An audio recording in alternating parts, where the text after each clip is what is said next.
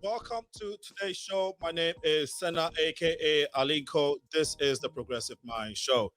We are glad to be coming your way, and I must say that we will be learning a lot about Nigeria today, especially Nigeria politics. It is Nigerians elections year. This month, actually, Nigerians are going to the ballot.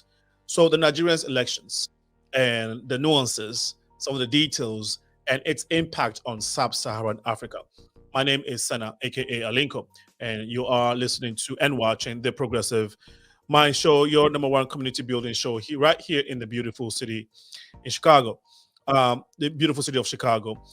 You can watch us live on Facebook. If you are here, please share the feed. Um, if not, uh, you can also watch it on YouTube and share it from there as well. At the moment, we will be going straight to our wonderful guest this evening. And let me just okay.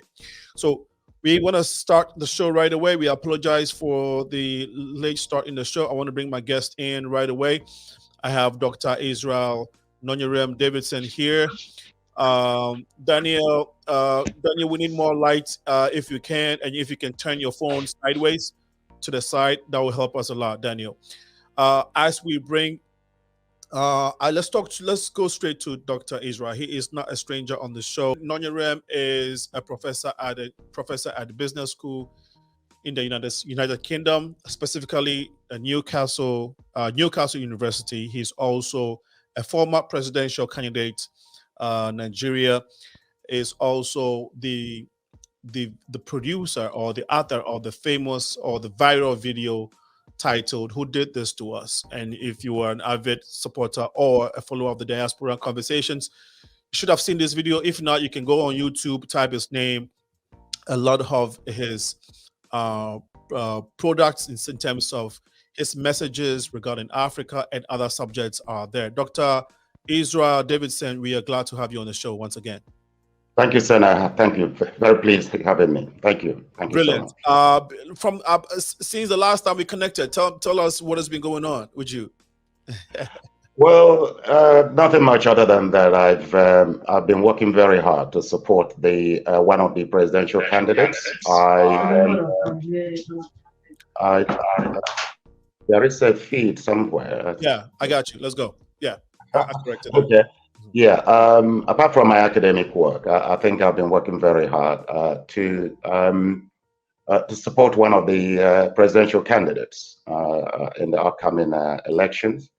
And I myself, actually, I did try. I wanted to run myself, but eventually I stepped down. And I thought that the candidate I've chosen to support is going to transform Nigeria, and of course, with positive impact on Sub-Sahara Africa. So tonight's topic is quite a well-chosen one. Thank you. It's a pleasure having you on here again. Thank you. That really helps, and for those who are watching it for the first time and listening to this history for the first time, I'm sure that they appreciate it. I have been a Ghanaian all my life. We know a thing or two about Nigeria, but the history you just gave us, or at least the synopsis of the history you just gave us, political wise, is awesome, and I truly appreciate it. Having said that, Peter Obi, you said, is your man, the guy you're supporting, and I think one would also be curious as in, first of all, how many presidential candidates are there? I think there are about 18 of them, but the prominent ones are three. The three ones. Yeah. Right. Can you list the prominent ones? The prominent ones is the current political party, the ruling party, which is the APC. That is led by former Governor Tinubu, and then the P2B, the Labour Party, and then of course the PDP, led by Atiku. These are the three prominent political parties. So, of course, there are other upcoming ones whom I so much respect because the presidential candidates are very eager to make a difference in the Nigerian politics. We've been dominated for too long by two major parties. And I think the time has come for us to, encourage these upcoming, political parties to come and make their own marks. Thank you. Let's see if we can get Dr. Ajeri. Okay, we're still getting. I apologize. Can you try again? You may have to try another maybe location or something, because the feedback is not helping. And so while we try to get him, you mentioned the incumbent party, and you said that is led by former Governor Tinubu, Ahmed Tinubu. Yes, I thought that the incumbent government is is Buhari. Is that not correct? Oh yes, I thought you meant the presidential candidate. You're right. That's my fault. So no, thanks for clarifying it. So for those of us on the outside looking in, especially some Africans, I think West Africans, I think we have this notion that most the Hausas or people from the north have ruled the country most of the time. Is that correct? Maybe you want to. Yeah, absolutely. You're right. Yes. Okay. And has that been on the ticket of the APC?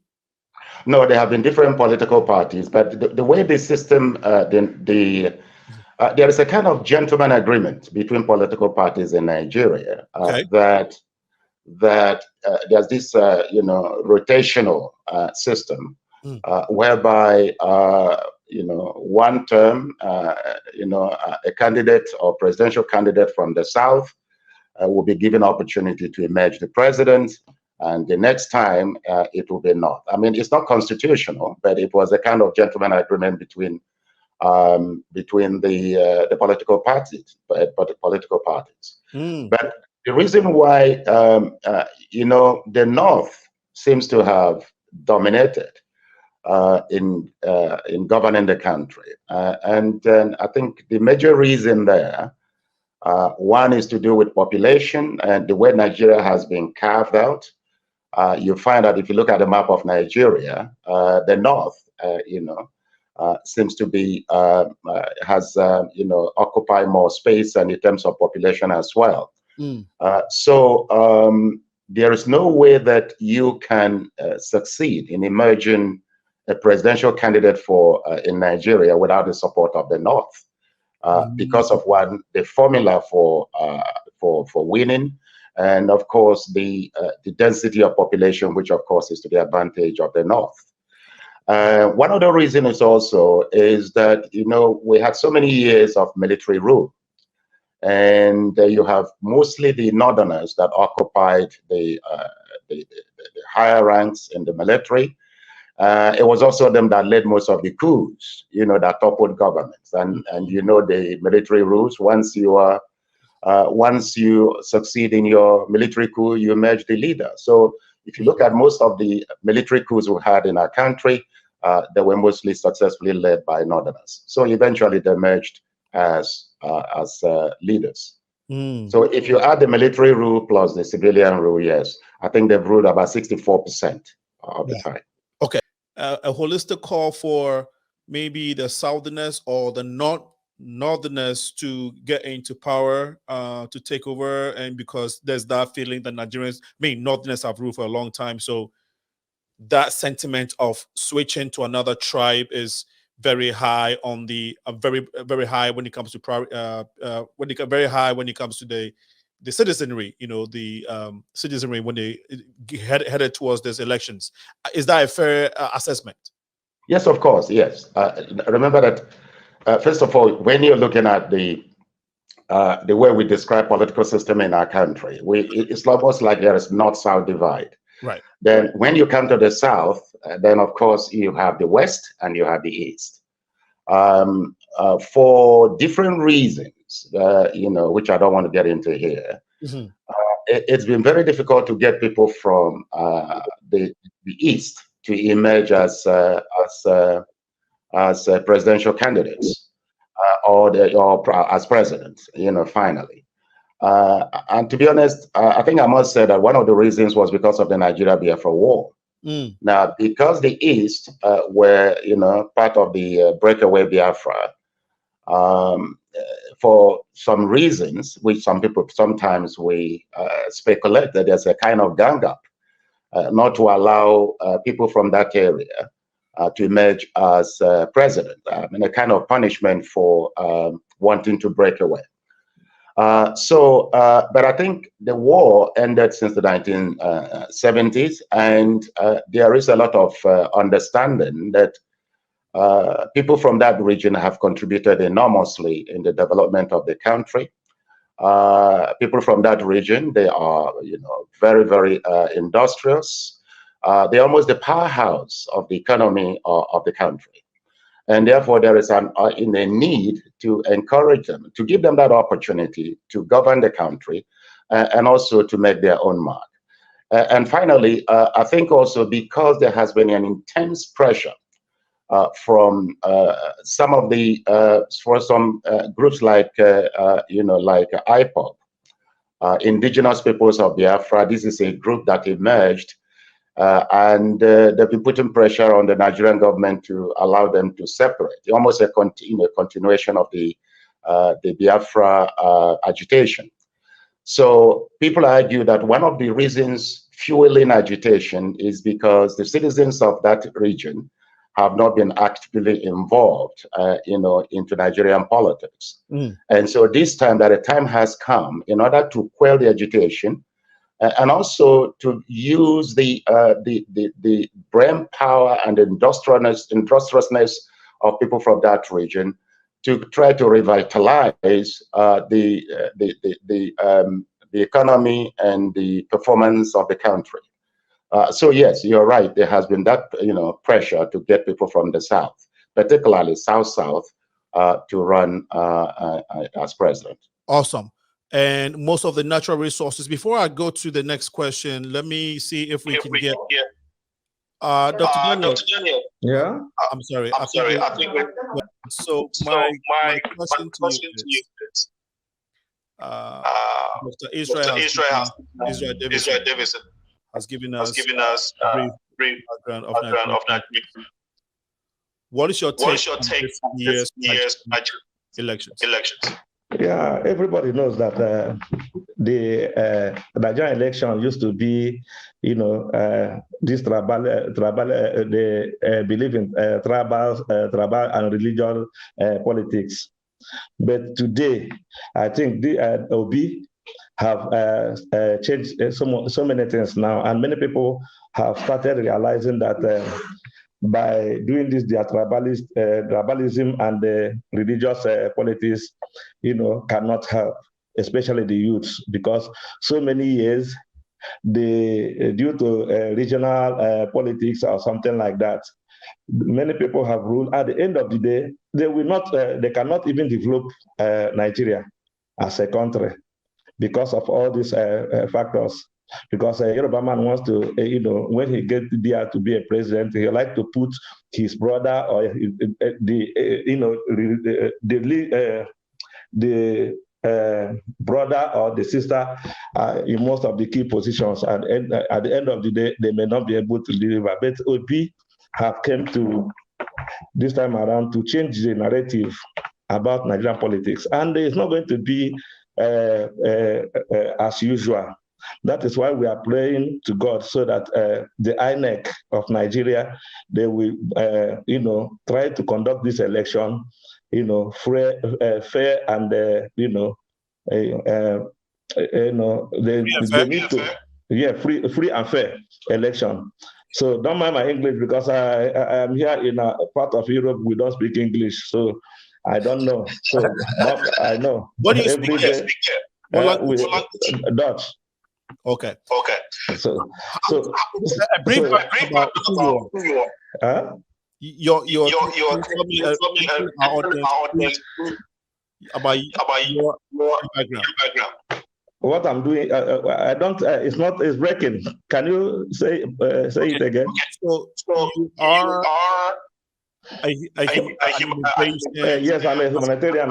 Yes, I work with the European Commission for Migrant and Refugee Commission, and also the deputy head of International Diplomatic Society, and the co-founder of African Migrants. So, tell us briefly what you do in that regard. In that regard, we are trying to, those people, we are making campaign, trying to let people know that going through Mediterranean Sea is not the ideal. It's not ideal because a lot of people are dying there. And we are trying to rescue some of them who have already entered the sea. And when they cross over, we'll be able to document them, know why they are running, know why they are, here in Europe, and to see if they can help them seek asylum. Okay. Thank you. Yeah. We would get to Dr. Ajiri again, but please bear with us due to the echo. But I was going to ask Dr. Davidson the composition of the natural resources when it comes to the Nigerian economy. So can you give us that background, Dr. Davidson? Yeah, thank you, Senator. We are a blessed country.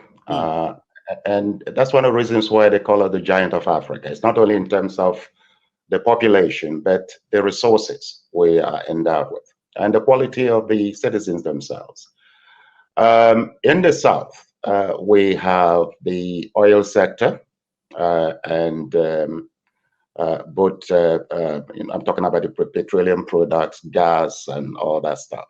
In the North, North is endowed with huge amount of natural resources, ranging from gold to diamond to a number of other, minerals, zinc, you name them.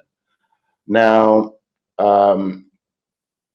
since the end of the Civil War, a lot of focus, Nigeria has been highly dependent on the oil from the South. And that has almost subdued the interest in exploiting a number of other options, other minerals that are in the North. So huge natural resources, but currently I think the focus has been on the oil sector. It's one, let me get here. It's 32 minutes past 4 p.m. You're still watching the Progressive Mind Show. My name is Senna, and I'm talking to Dr.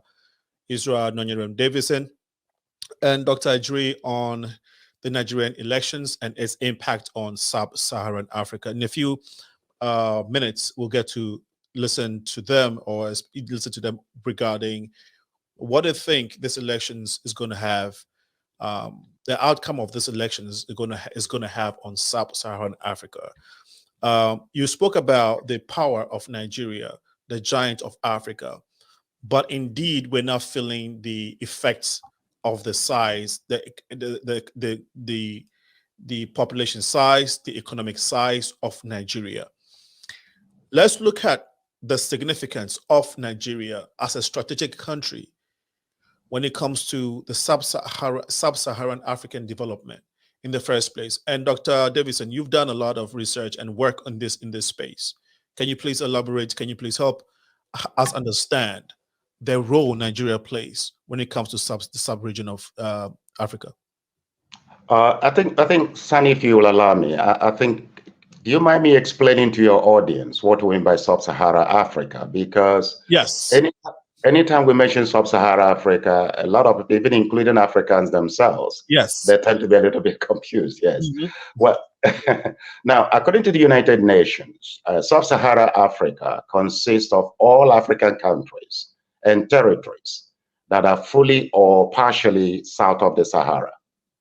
And these are made up of 46 countries located in Central Africa, East Africa, Southern Africa, West Africa, and Africa island nations.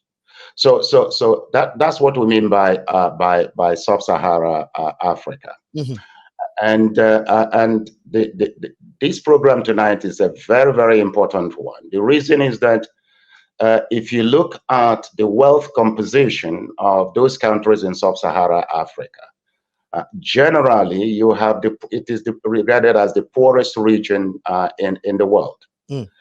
And these regions are still suffering from the legacies of colonial conquest, occupation, neo-colonialism, inter-ethnic conflict, and political strife. All right.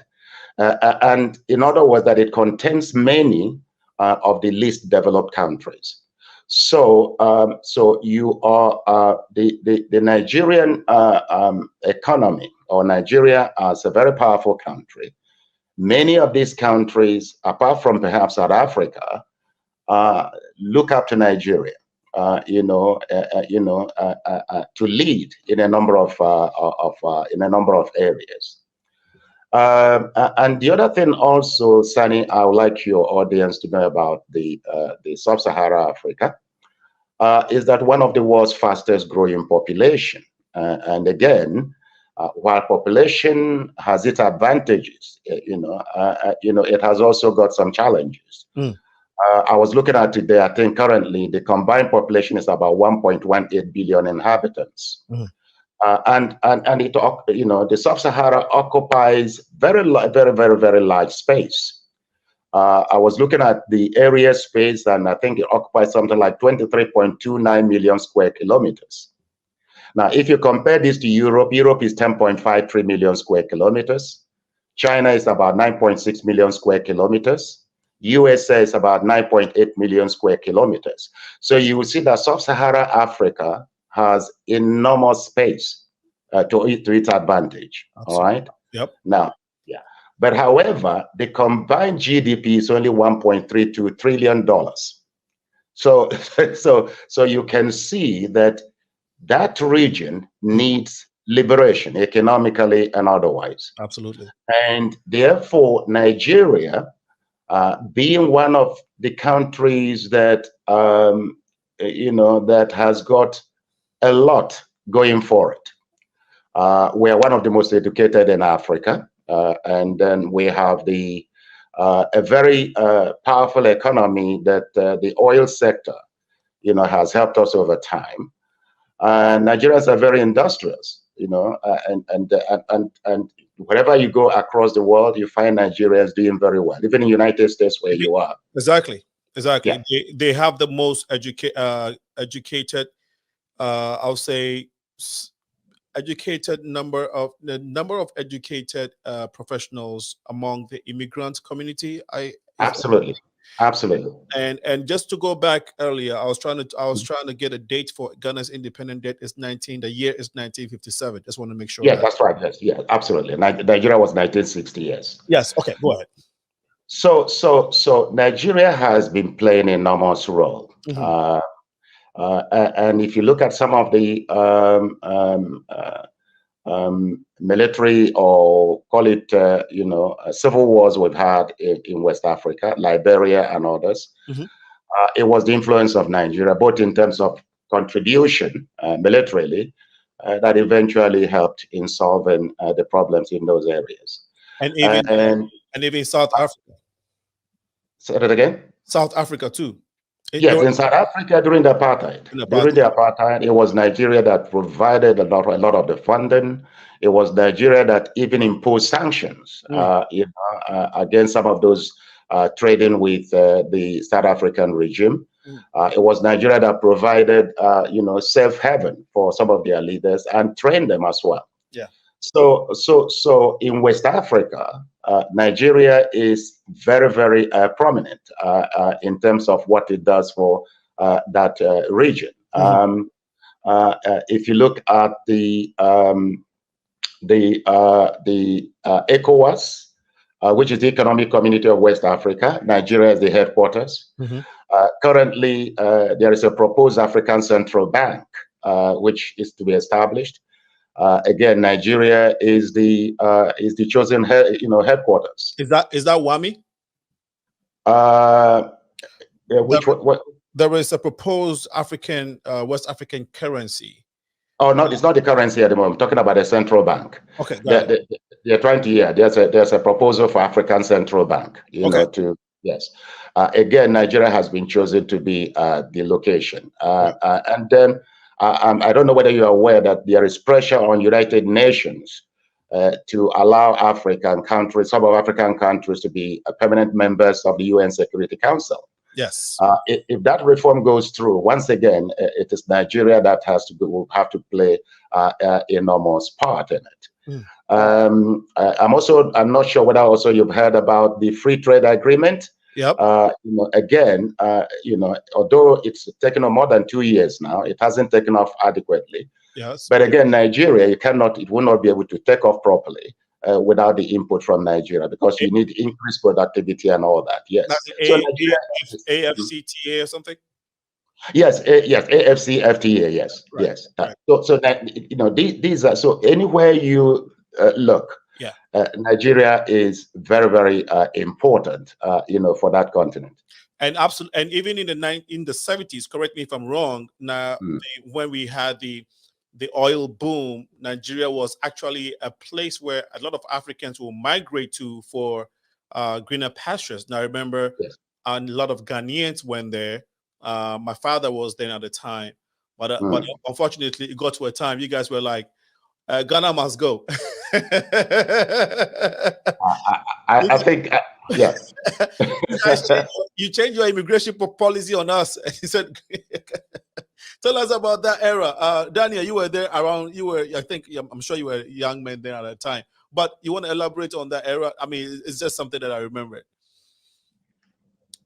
Daniel, I think your microphone is off. Oh my God. You muted it. It is on mute from your side. We can hear you. Okay. About that era of Ghana must go. You know that it's not Nigeria that started it sometime. Ghana did it some time ago. Yes. When they started it first. Yes. When their economy were okay, and so many Nigerians migrated to Ghana too. At the end of the day, they, because of too much people we are trying to go there, when Ghana was Gold Coast or something like that, and they forced Nigerians that they should go back to their country. So during that era of Nigeria, that Ghana must go, because that particular period was that so many Nigerians doesn't even know about the migrants and something like that. They believe that most of the Ghanaians are, going for cheaper labor. And when you look at it, Naira was too strong that time. When you make a few Naira and you go to Ghana, and change it, it becomes a bigger money, like as we are suffering today. In the Western world, you take euro or dollar, pounds, and go to Nigeria now, you change it, it will become a bigger money or something like that. So many Ghanaians, they started trooping Nigeria. And at the end of the day, the job that is meant for, that's supposed to be a standard job, they will go for half of it. They will cheap labor, and at the end of the day, most of the Nigerians started feeling bad about that, or something like that. Something that you can do for 1 Naira, a Ghanaian will come and do it for 50 kobo. So that is one of the things that contributed about that Ghana must go. Okay, fair point. Dr. Davidson, would you like to add to what he said regarding the now the Ghana must go thing is not the point, it's not the topic for discussion. But now that now that we're here, I think it will be a good source of information for those who don't even know that this history existed between these two great nations. Go ahead, Dr. Davidson. No, Daniel is right. It might interest you to know that I was a student in Ghana at the time. Okay. And my parents were forced to leave the country. That was the period of Prime Minister Busia. There you go. Of Ghana. Busia, yes. And I was little, and the war had just ended in Nigeria. Biafra war, okay. And so I knew that my parents at the time they were quite uncertain about what may have happened to our relations in Nigeria. We hadn't heard from them after the war, and all of a sudden, Busia ordered everybody to return to Nigeria. Right. I must add that Ghana, Kwame Nkrumah set up Ghana in a very, very highly advantageous way. And so Ghana, enjoyed the independence earlier in 1957, and with a lot of, fantastic vision of Kwame Nkrumah. And so suddenly the economy of Ghana was almost stronger than any other one that is in West Africa. And at the time also, gold was the in thing. So you have a number of Nigerians and other West Africans migrating to Ghana to seek green pastures, right? Just like what is happening right now. Absolutely. And then suddenly the table turned. Yeah. And after the Civil War, we experienced the oil boom. Yes. And for whatever reason, again, after Rollins coup and the execution of some of the leaders, I'm not sure what happened, whether it is spiritual, whatever that happened. I think Ghana went through a very difficult time. Absolutely. And so you had Ghanaians who began to migrate back to our country. Right. And Daniel is right. They began to, because of the strength of the Naira against cedis. So any little money they made in Nigeria was a big one when converted in Ghanaian currency. Right. So they were prepared to do the job, more cheaply. But I don't think that was the major reasons why they were asked to leave. I think the major reason was that there were many illegal immigrants, and crime became so much. Armed robbery became the order of the day. Okay. And so the Nigerian government began to look for ways to reduce the incidence of crime. And so the first thing to do was to get those who are unlawfully occupying our country to return. Unfortunately, there were many Ghanaians. Okay. And so they were forced to leave. Yes. Okay. If you're watching us, this is the Progressive Mind Show. It's 47 minutes past 4 p.m. Central Time, and we are talking about the Nigerian elections coming up this month and its implication on Sub-Saharan Africa. I have Dr. Israel Davidson, all the way in the UK. He's an assistant professor there, a former Nigerian presidential candidate, and now throwing his support behind Peter Obi. And then David and Dr. Daniel Ajuri is an international immigration diplomat who is currently in Europe, helping Africans who are migrating on the high seas and try to get to any parts of Europe. That is another huge conversation we'll be having here. Pardon us for the echo during his feed, but we'll go back to the conversation this evening. Now, Dr. Davidson said something interesting. He said one of the reasons why Nigerian government decided to let Ghanaians go at the time, I think this was in the 70s. Yes. Yeah. Yeah. Early 70s to mid 70s thereabout. He said crime was on the increase. It didn't mean that Ghanaians were committing the crime. It was just a general thing. Okay, I'm just vouching for right. Yes, you're absolutely right. Yes. So no, but great info. Thank you so much for sharing. So Peter Obi and Tinubu is APC. Yes. Peter Obi is running on the ticket of Labour Party. Labour Party. And then there's another person you just mentioned. That's Alhaji Atiku. Alhaji Atiku. And on what party is that? PDP. People's Democratic Party. PDP. People's Democratic Party. Yes. Daniel, before you came on, first I'll take Dr. Davidson's take take on about having him give us his take on this. But what party are you? You said you're supporting Peter Obi too, just like him. Are you doing so because you are Igbo, I'm suspecting? But I'm not supporting him as an Igbo candidate. I'm supporting him as a Nigerian candidate. Okay. Because he knows. I'm sorry. I'm sorry. Dr. Davidson, are you Igbo? Yes, I am. Yes, I am. Mm-hmm. Okay, go ahead. Go ahead. Hold on. Dr. Daniel Ejiri, among these three parties, I know you're supporting Peter Obi, who's the leader of the Labour Party, but sincerely, when you look at the trend, and the energy in Nigeria, when we spoke offline, you said the last time you went there is 2 weeks. I was 2 weeks ago.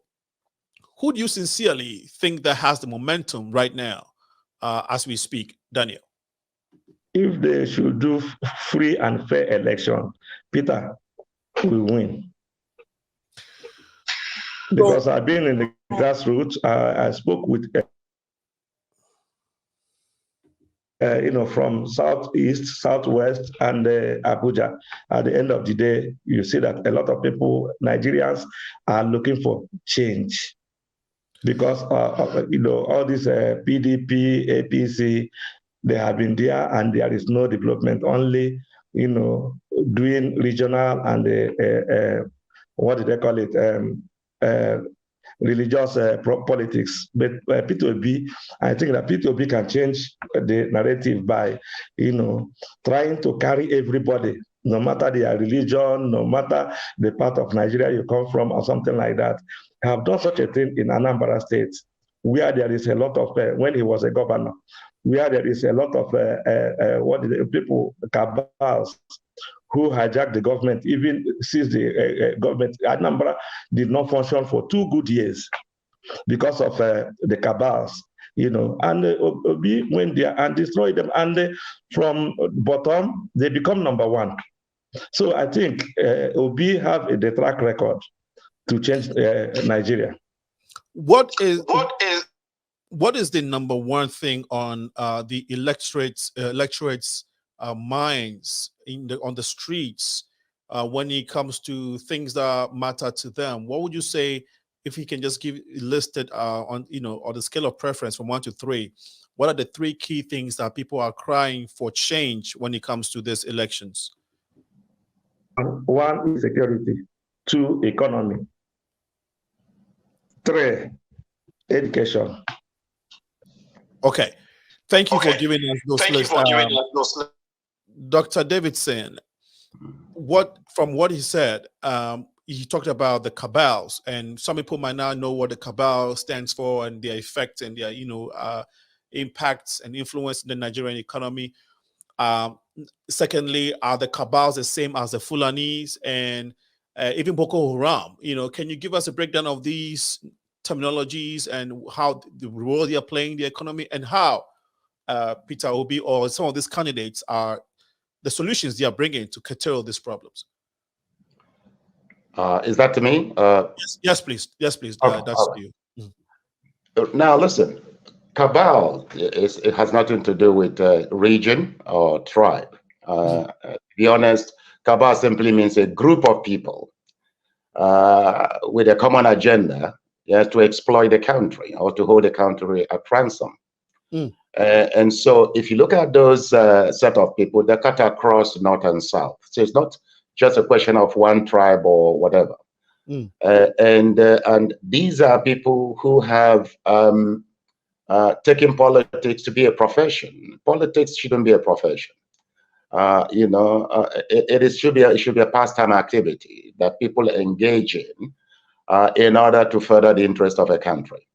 But here you have individuals who have turned themselves into billionaires without a factory, without hiring an individual, without any intellectual contribution. And so they feed on the national budget and make all sorts of useless decisions. These are the people we call the cabals. And they've held this country hostage for too long. Okay. Exactly. Yeah. No, that's great. And then how about the Fulanis and then Boko Haram, himself?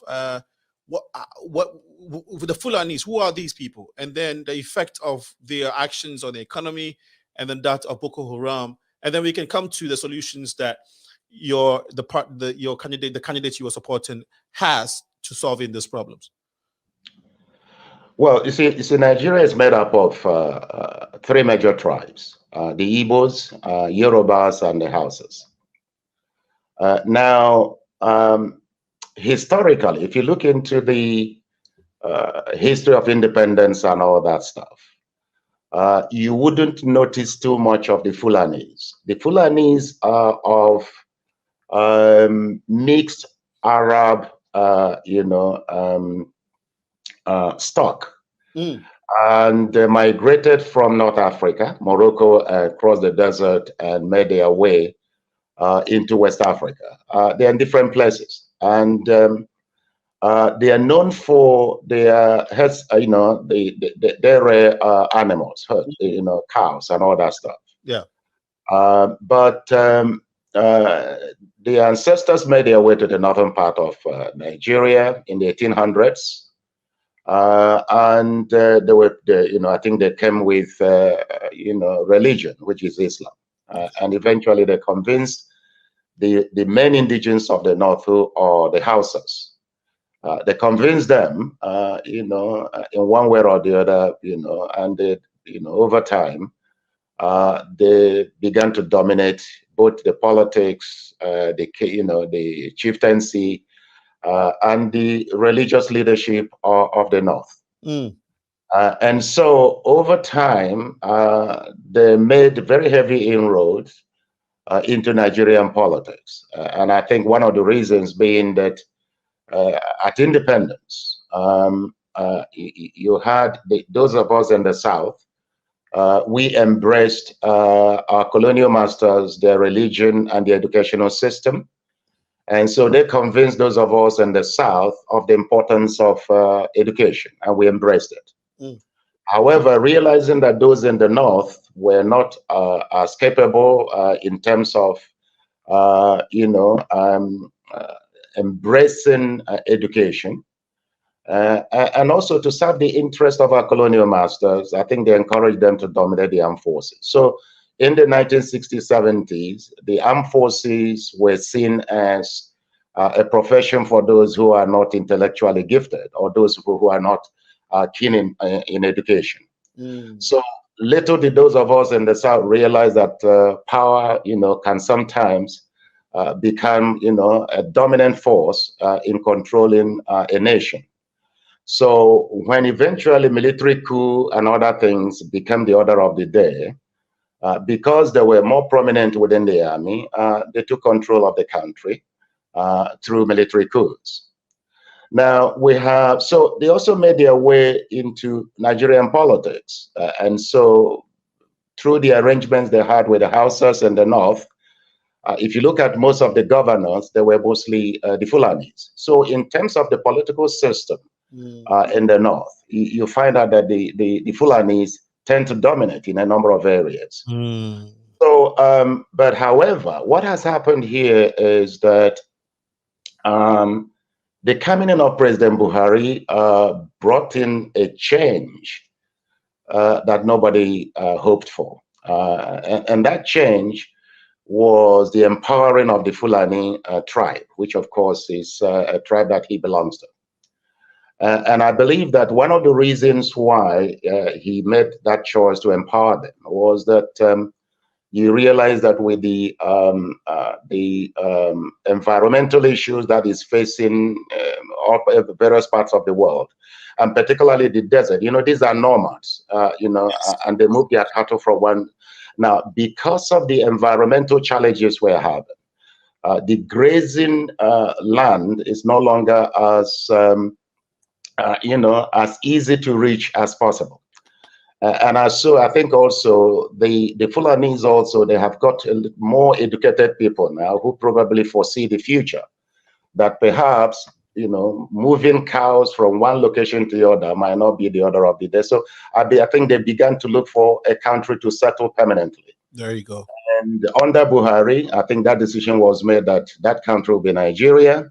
And of course, he began to implement all kinds of policies that finally empower these individuals to begin to, take up I don't know what to call them, arms or whatever. What you saw is that throughout both the north and part of the south, there were so many killings.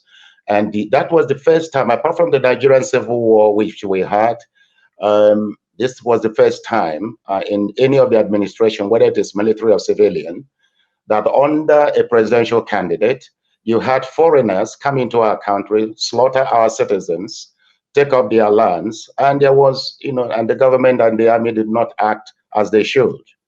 So that is what is putting a lot of pressure right now, that people are looking for change. Because while those killings and every other thing was going on, the political parties were adamant. They were not as reactive as one will expect.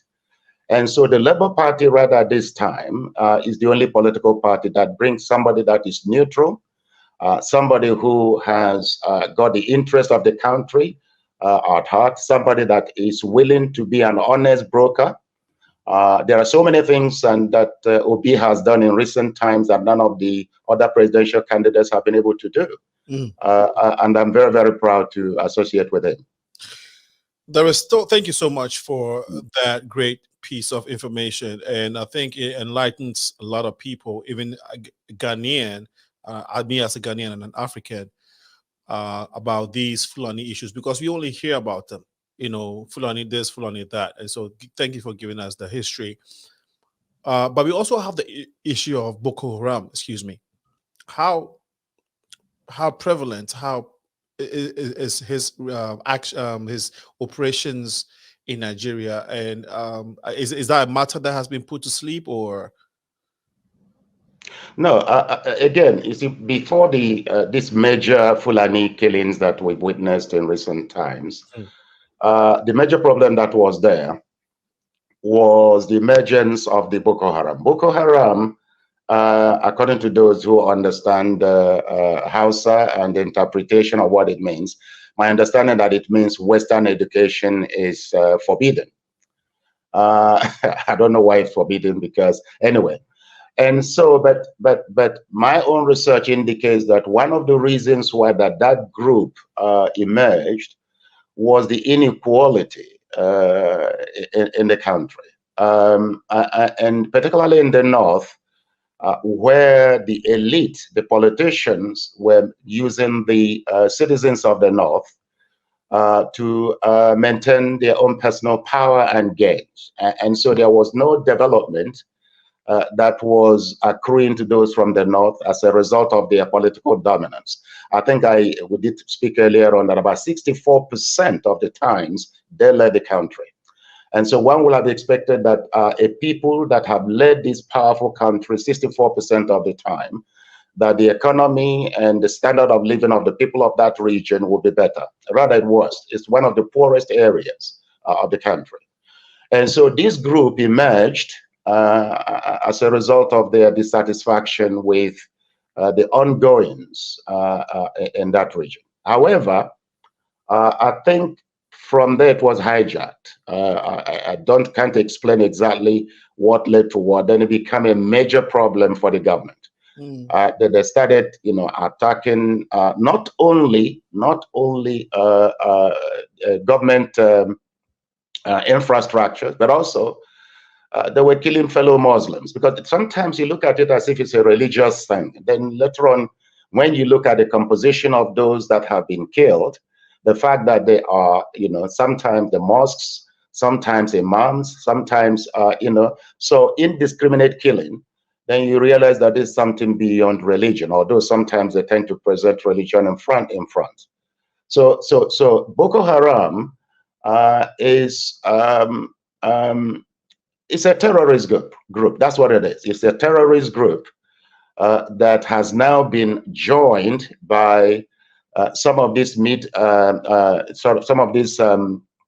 Arab terrorist organizations, and they have their major preoccupation is to want to Islamatize, our country. So that is where we are at the moment. Okay. Hopefully the country will remain secular.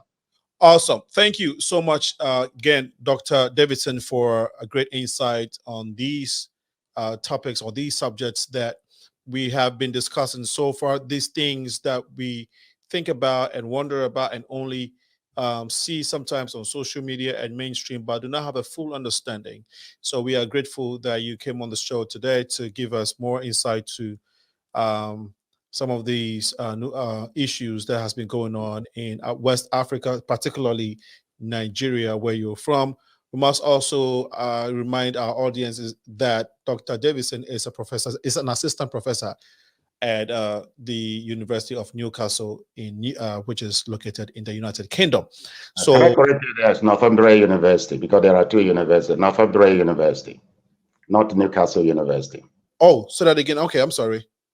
It is Northumbria University. However, my department is the Newcastle Business School. There you go. That is what I teach. Yes. Yes, and that has been my confusion. Yes, the Newcastle Business School. Thank you so much once again for the correction.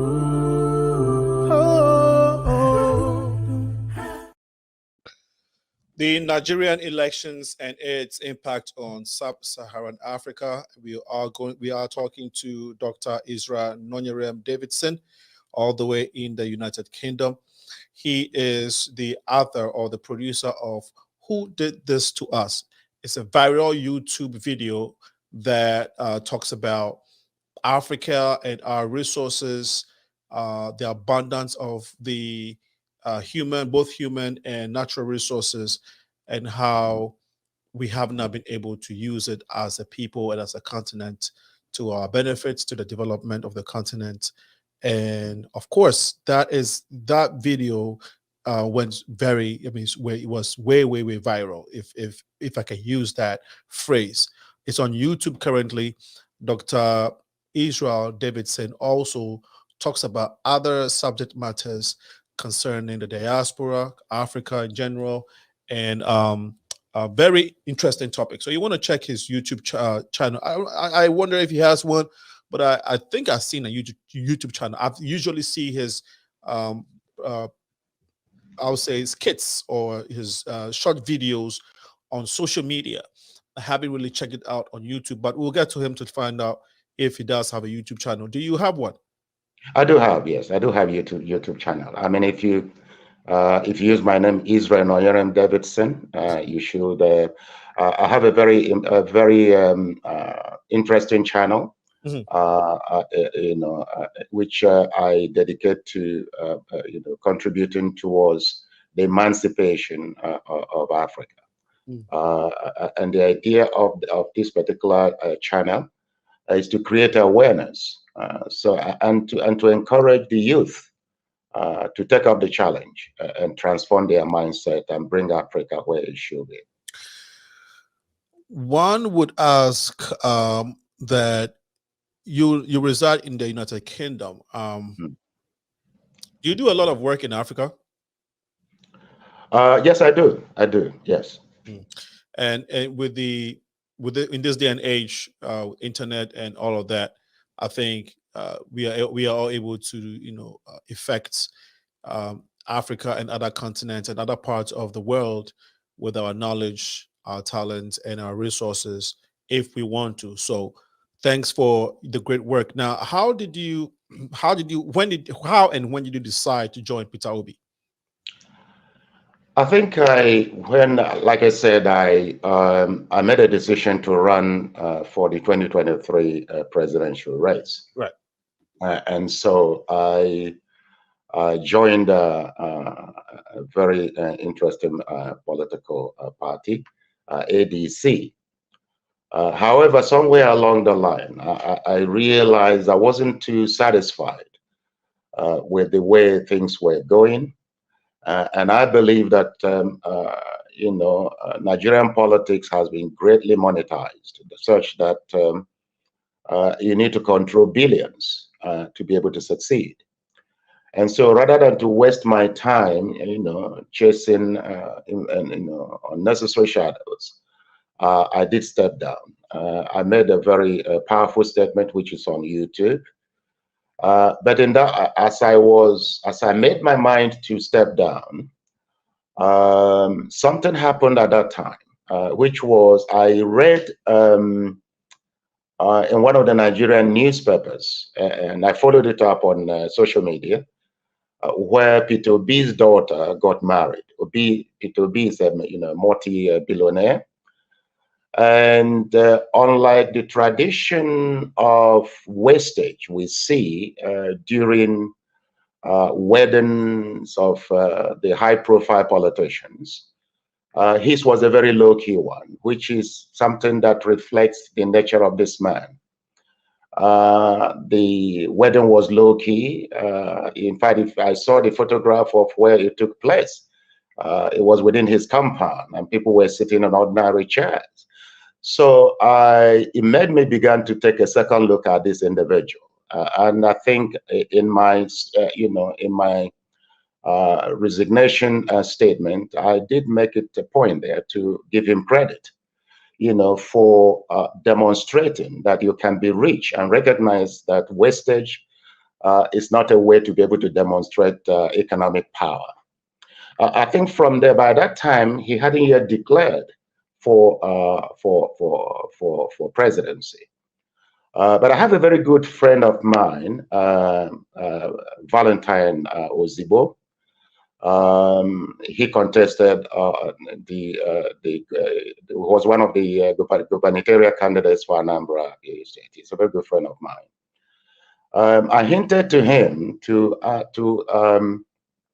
communicate to Peter Obi that I'd like Peter Obi to throw in, to run for presidency based on a number of things I've heard about him.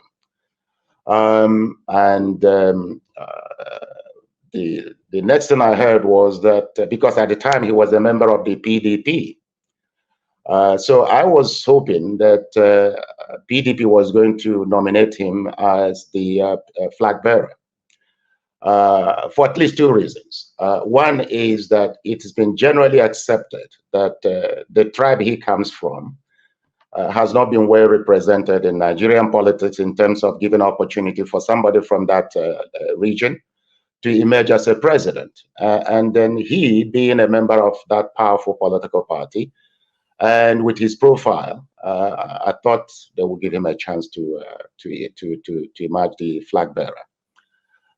Regrettably, they chose to, ask another northerner, Atiku, to become their flag bearer. And as a result of that decision, Peter Obi decided to, join the Labour Party. And when he did, I was quite glad, and I listened to him very carefully. I looked at, his past record, and particularly, the way he comports himself, a very simple individual and one who is so compassionate. So when you combine his creativity in business with his intellectual, academic achievements, he's been a graduate of Oxford, Cambridge, and a number of top universities across the world. He's a man who believes in developing himself, and still he's a trader. So when you combine these attributes, you look at an individual who, can offer the country quite a lot. And most importantly, governance is not new to him. He was once the governor of one of the states, Anambra State, I believe, and he performed wonderfully well, as Daniel, signaled earlier on, mentioned earlier on. So that was where I began to pick interest. It took him a little while to produce his manifesto, but every inch of his steps, I was following it. And as a result of that, I made a decision to produce some short videos to support his campaign. Okay. And I'm happy I did. Thank you. Thank you so much.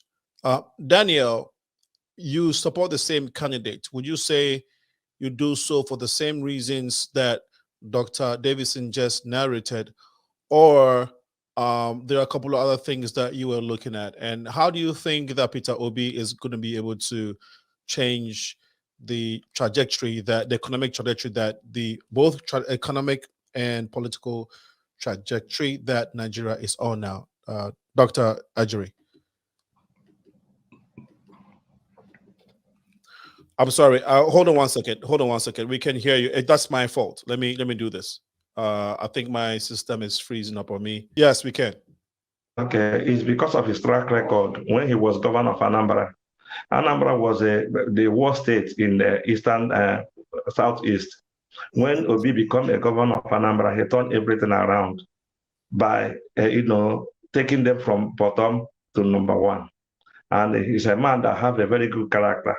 He have compassion. He believed one Nigeria. And so he mentioned, Daniel mentioned earlier, the top 3 priorities on people's minds in Nigeria. How about you? What do you think are the top 3 that people are yelling for? I mean,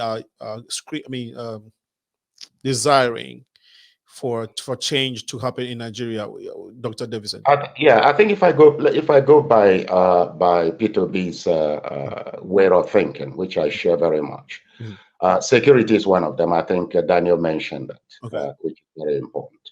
Right. The economy, because there's a very high level of unemployment, about 133 million Nigerians out of work. So you need the economy to be quite strong and productive. And of course, infrastructure here, particularly power, electricity. If you want to talk about, Obi has, his mantra, I love it so much, because he says that he wants to move the country from consumption to production. Okay. And I think he recognizes that to achieve that, there has to be a transformation of mindset on the part of Nigeria, but also most importantly, that power will have to play a very important role. So within that infrastructure, if I put that all together, I think education as well, because when you're talking about change of mindset, when you're talking about productivity, when you're talking about the quality of the citizen of the country, education plays a crucial part. So Daniel was absolutely right. In terms of natural resources that Nigeria is endowed with, we will say oil and gas, right? Those are the 2 main ones. Not only that, I mean, like I said, these are the ones in the south. For some reason, to be honest, for some reason, which I'm very, very uncomfortable with, whether it is by design or accidentally, there are the north has got huge mineral resources ranging from gold, iron, aluminium, also something that we could extract, for whatever reason. Remember that 64% of the time, the country has been led by somebody from the north. Right. And if you follow the Nigerian constitution, there are a number of things you cannot do state-wise. It has to come from the center, led by the president. And the president, 64% of the time, has been somebody from the north. Why there is that decision to leave those, natural resources unextracted is beyond me. So while we say that there's a lot of petroleum and natural gas in the south, that is not the only one. There is huge other resources that you have in the north that remain untapped. About 5 years ago, Nigeria was the country that produced 40% of the world's oil. Please help educate us on this. I know, Dr. Davidson, you are enriched in that information. Yes, Nigeria has, mind you, OPEC controls the quota for their members. Okay. And one of the things that kept surprising, even when I decided to run for presidency, one of the things I wanted to understand was why Nigeria is unable to meet its own quota. And so one of those reasons being pipeline vandalism and a number of other, and of course, the stealing of the oil, the Nigerian oil. The percentage of oil that is stolen from, our shores is unimaginable.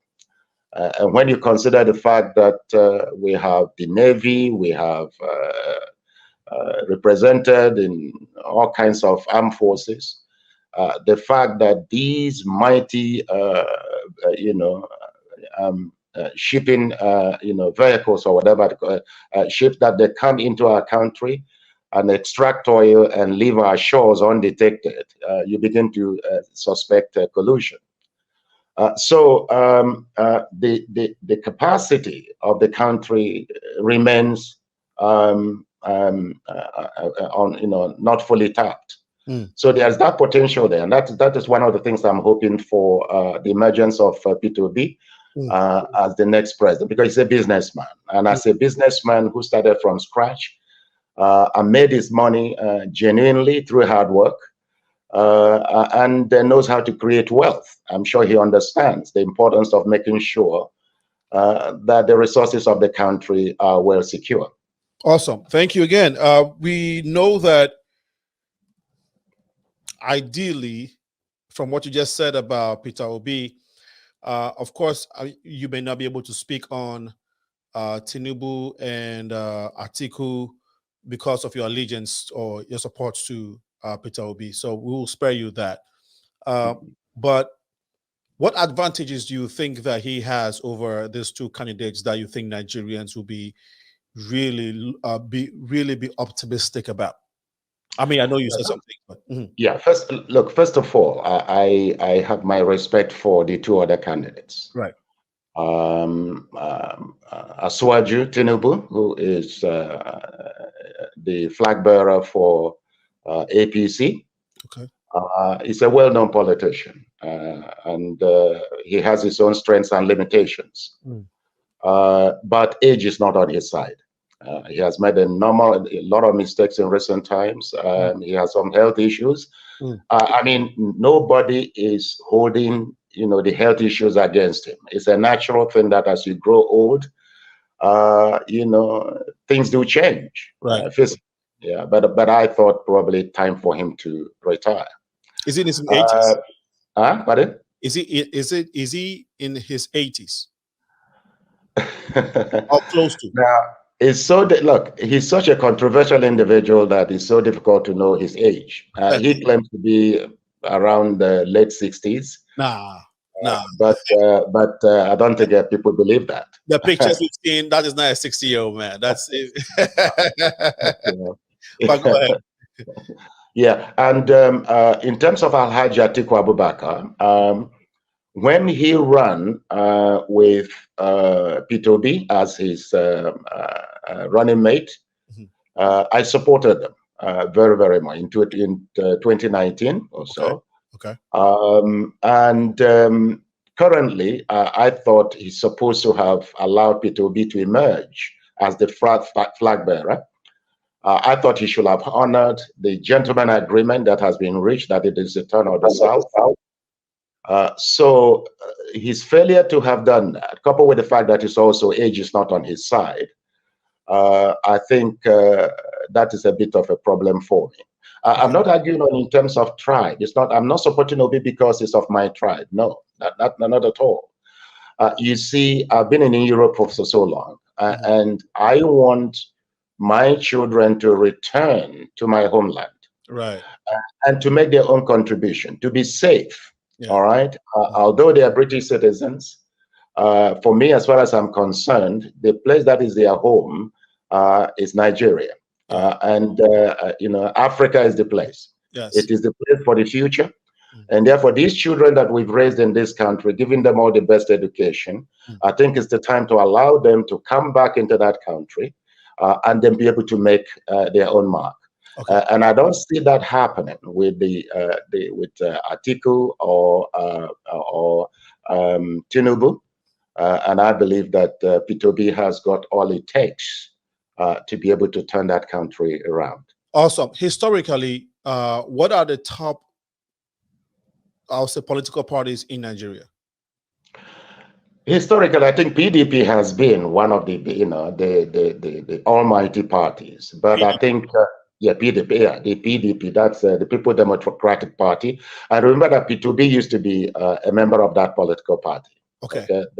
They've been in power for quite some time. Okay. In fact, they ruled for about 16 years. And who was the president? Who was the leader then? The President Jonathan, was one of the presidential, president that emerged from that political party. Awesome. But I don't think that that party governed our country at a time when oil revenue was quite high. The oil price, the price per a measure of oil was quite high in the world oil market. And I don't think they made good use of the opportunity they had. Okay. And I think although President Jonathan worked as hard as he could and made some good decisions that benefited the country, but the level of corruption was enormous. Okay. And as a result of that, that led to the emergence of President Buhari, okay. Whom everybody thought that with his military discipline, he would have brought a massive change. That change never happened. For the first time in my life, I don't know if it happens in any other country. I heard that he's the president, but he's also the minister for oil. Exactly. Yes. I don't know if it's ever happened before, but when I heard that, I couldn't help myself. Anytime I remember it, the only thing that comes to me is to laugh. Like, it's just funny. The president is also a minister, a minister for oil. I mean, how possible? So I think the Constitution, there are those who have argued that the Nigerian Constitution is a very big baggage for all of us. It is a constitution that needs to be changed. Oh, he allows that. The Constitution allows that. Of course, otherwise it wouldn't have happened. Oh, okay. It wouldn't have happened. You see, the Constitution entrusted enormous power to the president.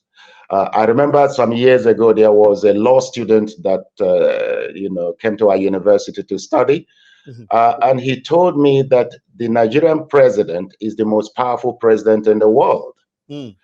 I thought about United States. I thought about Russia, and I couldn't understand until eventually I dived into the Constitution. I think the Nigerian president is the only president who can act even without consulting anyone. Wow. No American president can make certain decisions without, other politicians involved. The Nigerian president can do anything he wants. Okay. And so when he made a decision to be the oil minister as well, you can see it from a positive angle anyway, because at the time, remember, one of the reasons why that he was elected was that people saw him as a disciplinarian, a man that is so clean that he was coming to, make a very big difference. Right. And so the oil sector, we were not meeting our quota as far as the oil sector is concerned. The level of theft of the Nigerian oil was enormous. The level of corruption was endemic. And so when he decided to put that particular ministry under his control, it was quite understandable that here he is as a military man, a general, right? That although he took the title, but I'm sure he will hand somebody was actually responsible for it. And that person was supposed to be providing him with feedback regularly. And then he was to make, a tangible decision. Right. But I'm not sure that his being the minister has made any difference. Awesome. Right. Thanks for your response. We have been talking to Dr. Israel Davidson he's a Nigerian academic and politician. Dr. Ajiri is also an international immigration diplomat currently in the Netherlands, but he operates in Europe, also a Nigerian native. Naila Ali has been watching. Naila, thank you so much for joining. Jeanette Hutchison has also been here. This evening's episode is looking at the Nigerians elections and how the outcome is going to impact Sub-Saharan Africa. And Dr. Davidson gave us a breakdown of what Sub-Saharan actually means. That said, yeah, it is labor. Okay, so Labour. The pendulum is swinging towards the Labour Party. All right. Labour Party was a party that nobody knows all about it until Peter joined it. When Peter decamped from PDP and went to Labour and started having this making the Labour Party to be popular. Okay. Because of. Do you see a lot of the youth and millennials swinging towards that party? Exactly. It's like organic party, where people, even you don't spend anything, people themselves sponsor the party by themselves. Oh, wow. Not P2B or something like that. If P2B tomorrow wakes up and say that he's not going to run, people, the youths will go and drag him to come and run. That is the truth. Dr. Davidson, you are nodding your head. Yes, I agree with him. Yeah, if Peter B wakes up one morning, I hope it doesn't happen, and tells the country and say, "Well, I'm no longer running," I think they will invade his house and then tie his hands and they take him to the polling station. Won't you say that that will be the same thing for the other two parties, PDP and then APC? If Atiku says it's no longer running, don't you think that these people would want to, and even Tinubu? Well, his family members and some of his tribes, but in terms of the nation, I think there'll be jubilation. There'll be jubilation if they step down. Is Peter Obi the same person who maybe 4 years ago we were seeing in the news and on social media that one Nigerian prominent leader had been arrested. They arrested him. He was under house arrest. He went to court and all of that. He was the leader of the Igbo something movement. I don't know. No. That's a different. No, you're talking about Nnamdi Kanu, yes. Nnamdi Kanu is not. Well, he's not really a politician. He's. I don't know how to describe. Probably a freedom fighter, or yeah. I think he's an individual who felt that his people are being marginalized and not being given an opportunity to play part, in Nigerian politics, and therefore that they should be allowed to secede from the country. I think that was his opinion. That was his views. Is he still in prison? Yeah, he is. Yes. Alingo Dangote is he an Igbo or from the north? Dr. Israel. I'm sorry, Dr. Israel Davidson. Oh, he's from the north. Yeah. Okay. I know we hear he's building one of the biggest oil refinery in Nigeria. The reason why I'm saying this is that looking at the capacity of refinery or industry that he's building, and looking at the power that Nigeria has as a country, its political and economic power. If, from what you guys are saying, if the whole country's energy or aspiration and desire, majority of the nation is gearing towards Peter Obi, whom they see as the one that would liberate Nigeria or take Nigeria to the promised land. If that happens and we see changes happening and Nigeria actually living to its full potential as the big brother, how do you see it affect these other West African countries and, of course, the Sub-Saharan? Dr. Davidson. Well, let me first of all, Senat, just tell you a little bit about the challenges that the Sub-Sahara Africa faces. There you go. Corruption and mismanagement is across many of these countries. Right. Slow recovery from the pandemic. It affected those countries enormously. Rising food and energy prices, high levels of public debt, and high levels of inflation with devastation on incomes and food security. So it's not only Nigeria, it cuts across, the Sub-Saharan Africa, including South Africa, which we thought that after apartheid will make a very huge difference, bearing in mind, the quality of infrastructure that the administration inherited. Now, Obi has emphasized on productivity, moving the country from consumption to productivity. And that is absolutely right. First of all, Nigerians are industrious, very, very creative. The other thing is that over 50% of the arable land in that country lay fallow. No one is actually cultivating them. And bearing in mind that now we have, advancement in technology in terms of production. I mean, I'm talking about the agricultural sector. Obi has emphasized that he's going to invest in those areas or encourage investors to come in those areas so that Nigeria will be self-sufficient in food production. And also, when you consider the fact that the Sub-Sahara Africa, or Africa generally, they are talking about free trade agreement. Now, for that free trade agreement to be able to succeed, there are some key ingredients, of which one of them is productivity, the production capacity. Mm-hmm. So I think if Obi, lives,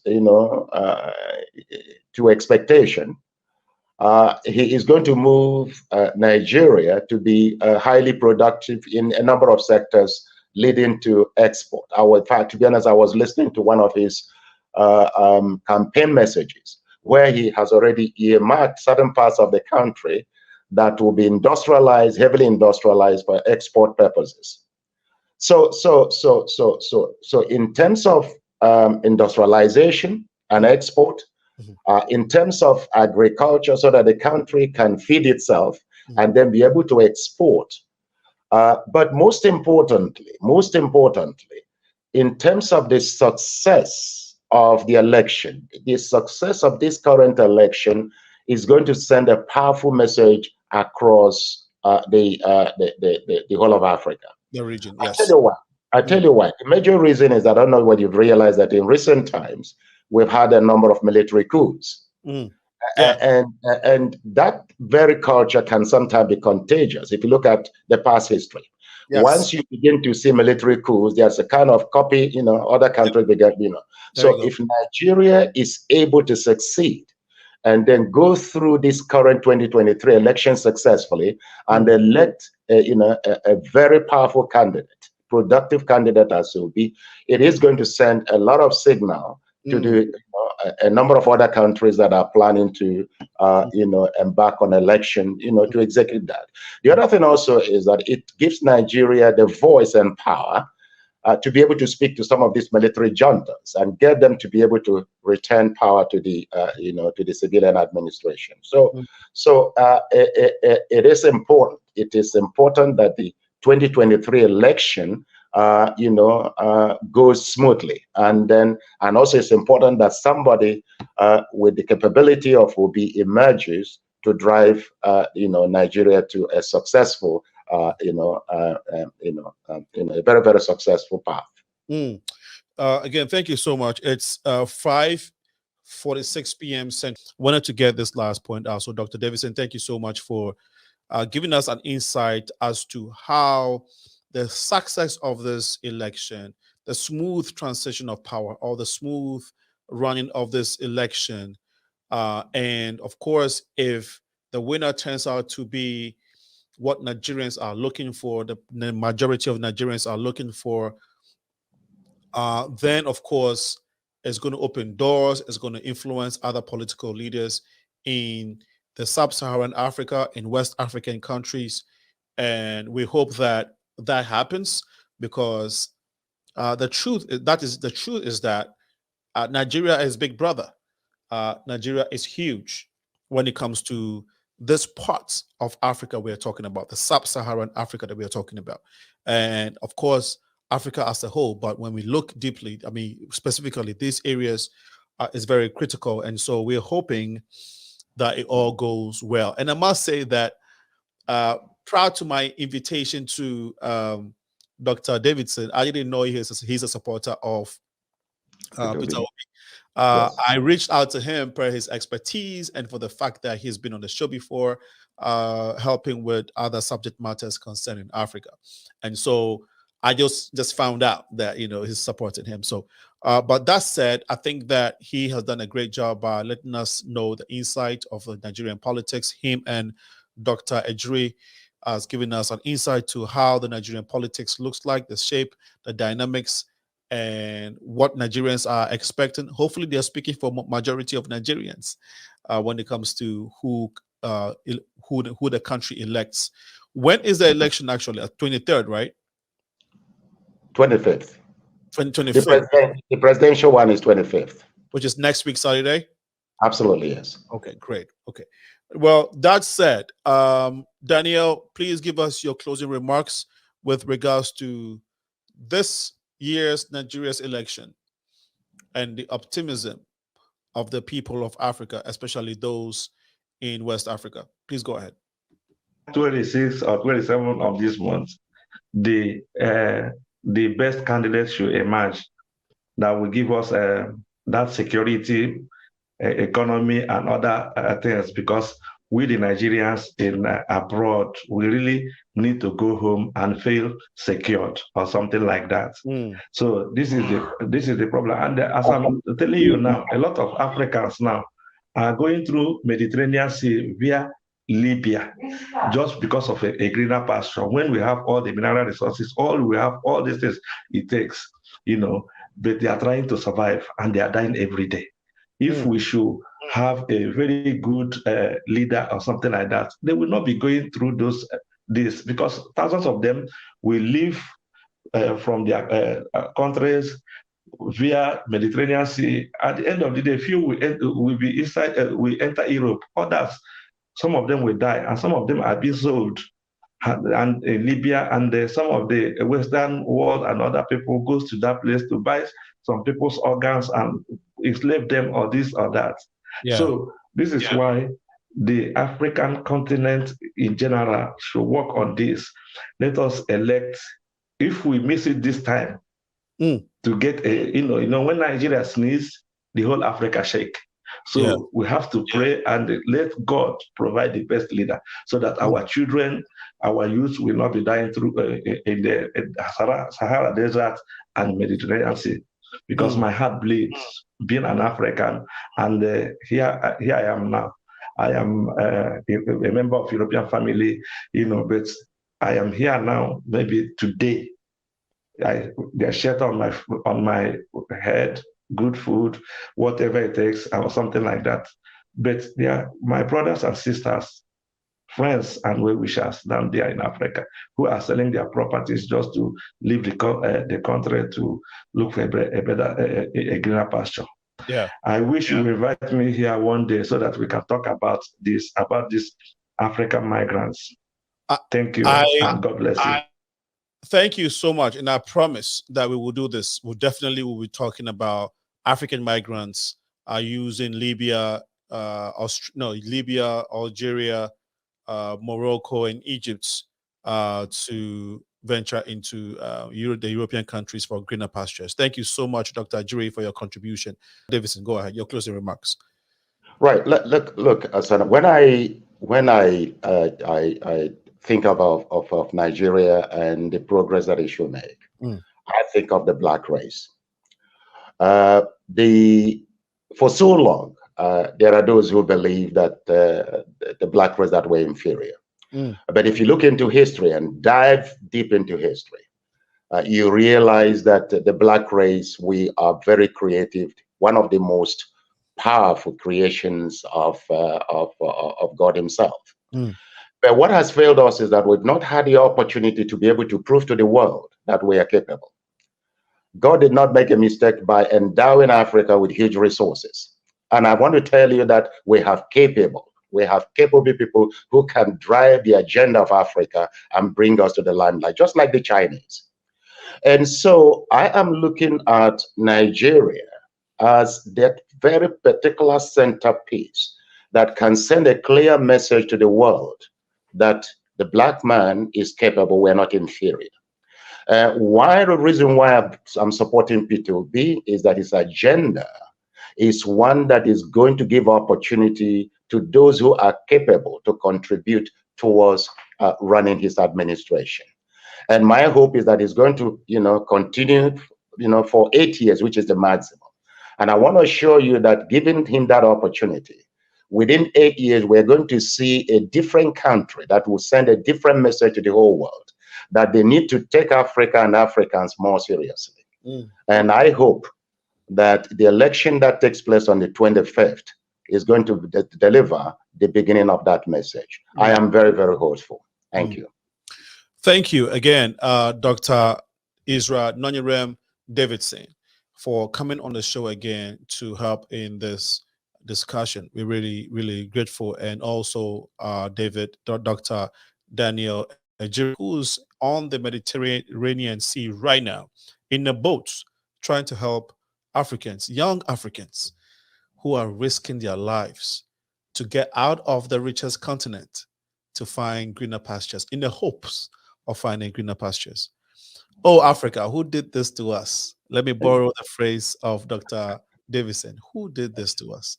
But whatever it is, I am confident that we have the tenacity and the time for us to take our own destiny and change our own destiny in our hands, take our own destiny in our hands and make it work for us as Africans is here.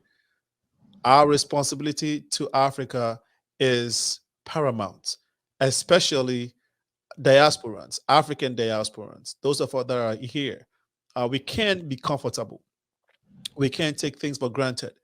We can't relax in our laurels of helping the mother Africa just because we're doing so well here. The encouragement to everyone, to every African here in the United States or in the UK, in Europe, across the world that are doing well is let's put all our contribution and efforts in helping those Africans back home, whether it's remittance, whether it's sharing valuable information, whether it's encouraging them to vote for the right leaders, participate in the political process and vote for the right leaders, because only then can we see a brighter day for Africa. Thank you so much for coming, for joining the show and for participating. For all of you who have been part of the show this evening. Next week, Tuesday, we will be talking to State Rep Kambakna, who is running for the office of mayor in this beautiful city of Chicago. We hope to see you then. We hope that you make time to be with us then. On that note, Dr. Davidson and Dr. Ejiri, thank you once again. Have a wonderful evening. Get some rest. Dr. Davidson, I know you're tired. Tomorrow is Monday. You got to get prepared for lectures. And we really appreciate your time and your coming on the show. Thank you so much. Thank you so much. Thank you, Daniel. Thank you for having us. See you soon. Bye for now. Bye-bye. The Progressive Minds is supported by the United African Organization, presenting citizenship application assistance workshops to assist green card holders to become U.S. citizens. Becoming a citizen is easier than you think, and it protects you and your family. Your voice can be heard through your vote, and becoming a citizen allows you to do that. Ever want someone from your community to represent you? Become a citizen and run for public office. Join Unite Africans as we celebrate the rights and freedoms that come with U.S. citizenship. Ready to take the first step in the naturalization process? More information. Contact us at 312-949-9980 or 773-420-8976 or visit us at www.uniteafricans.org.